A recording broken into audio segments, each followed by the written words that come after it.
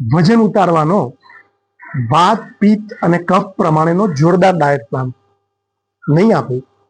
કેમ? અત્યાર સુધી કેટલી બધી વાર ખોરાકની પાછળ પડ્યા.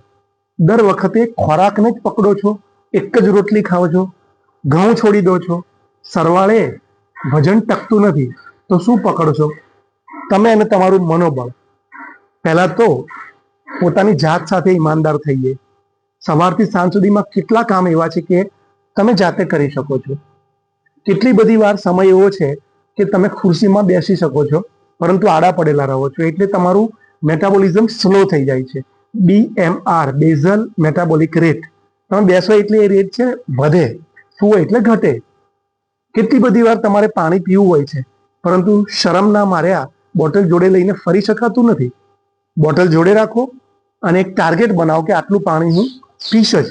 શરીરને પાણીની જરૂર છે, ઓક્સિજનની અને હવાની જરૂર છે, શરીરને વ્યાયામની જરૂર છે અને કાનને આવા કુદરતી અવાજોની જરૂર છે. પરંતુ આપણે બિચારી રોટલીને દર વખતે વિક્ટીમ બનાવીએ.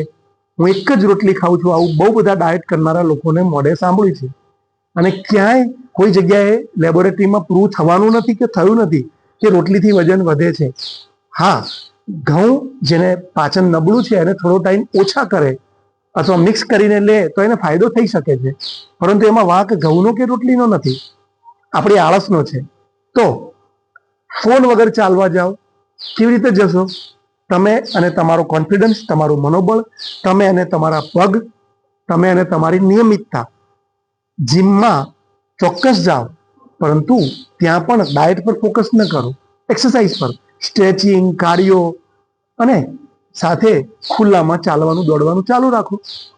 એક્સરસાઇઝ કરવા જ્યાં હું જઉં છું ત્યાં છેલ્લા 3 વર્ષથી ક્યારેક ક્યારેક મારું ધ્યાન રિવરફ્રન્ટ પર પડે અને હું દોડતો હોઉં તો એ આગળ હોય છોકરી, ઘણી બધી વાર હું એની પાછળ નથી હોતો, તો એને મેં 100 થી વધારે કિલો વજનમાં જોયેલી. અને ગઈકાલે મારું 8-10 મહિને ધ્યાન પડ્યું, આટલી ગરમીમાં પણ એ દોડે છે, અત્યારે એનું વજન 50 કિલો હશે.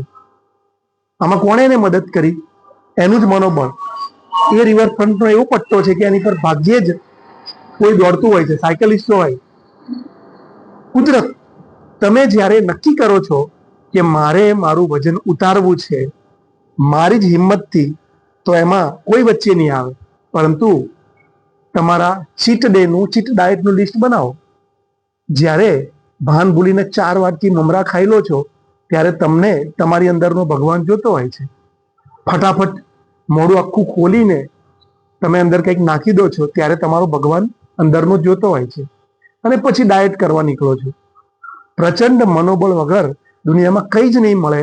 મેં 7 થી વધારે વિડીયો ડાયટના અને તમે ઘેર બેઠા 1 બી રૂપિયો ખર્ચ્યા વગર પાતળા થઈ શકો એવા મૂક્યા છે, પરંતુ હજુ પ્રશ્ન કરવામાં જ રસ છે, જે આ વિડીયોમાં પણ કરવાના છે.